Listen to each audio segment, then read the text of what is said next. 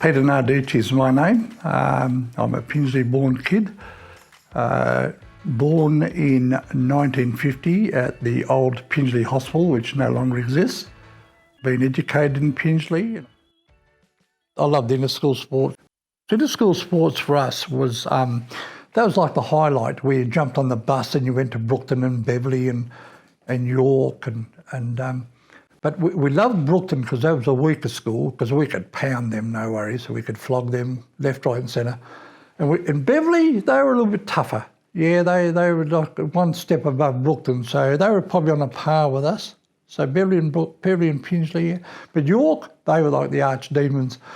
They had like the biggest, the most, yeah, they were just awesome. Everything in York, even though they're probably our height and build, they just seemed to be 10 foot taller, you know. But in amongst them was Bruce Duperouzel, who was like, well, he was Thor, Rambo, John Wayne, you name any of those big stars, he represented all of those people, I'm sure. As soon as we heard Bruce Duperouzel, we'd So came into school sports, and Pingelly went toe-to-toe with York. We were really doing well. For once, we'd got flogged in the cricket. We got flogged in the hockey. We got flogged in the tennis. We got flogged in the footy all year. And then came to inter-school sports, and we actually went toe-to-toe with them. They weren't all that invincible. We just thought that. But no, we were doing real good. And then came the last race of the day, which was the Blue Ribbon event, the 220-metre sprint.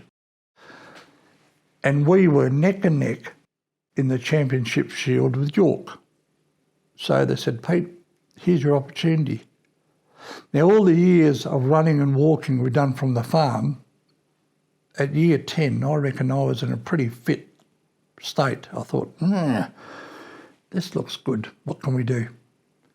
So the idea was, right, let's jostle for a few ideas here, how we're going to beat Bruce Duperouzel.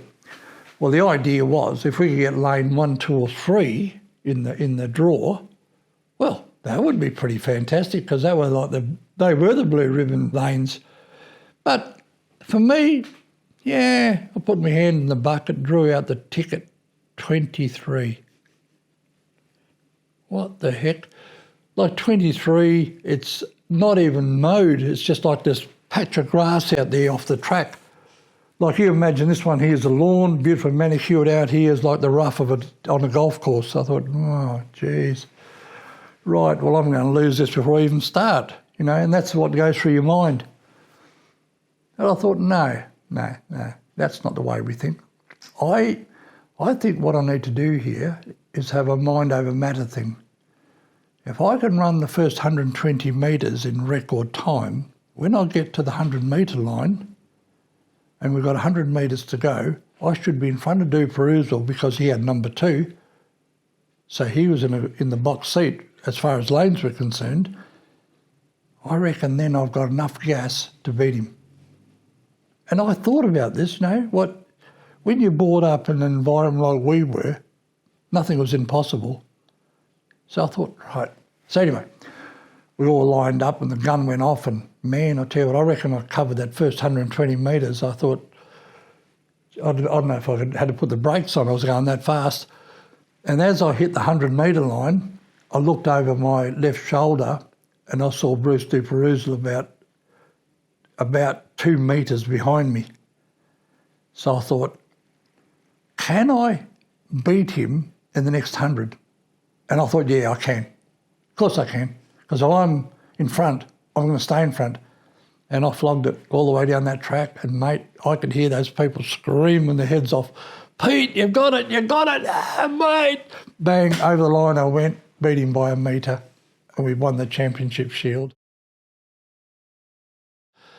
You know, and I think both of us, you know, when you look back, both Duperouzel from his sporting life,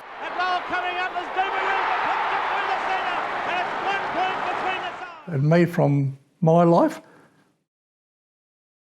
we've both done very well in our time.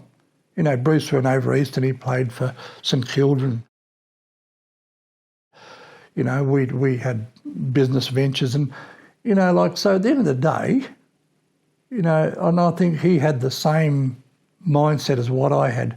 We both felt we were winners, but on the day I was just better. And maybe he got tired. I was just lucky, I don't know. But anyway, it was a great outcome.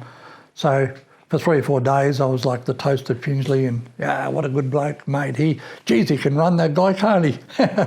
So, no, I loved it. I love Pingelly for that reason. And that's why when you're dedicated to something, you do it.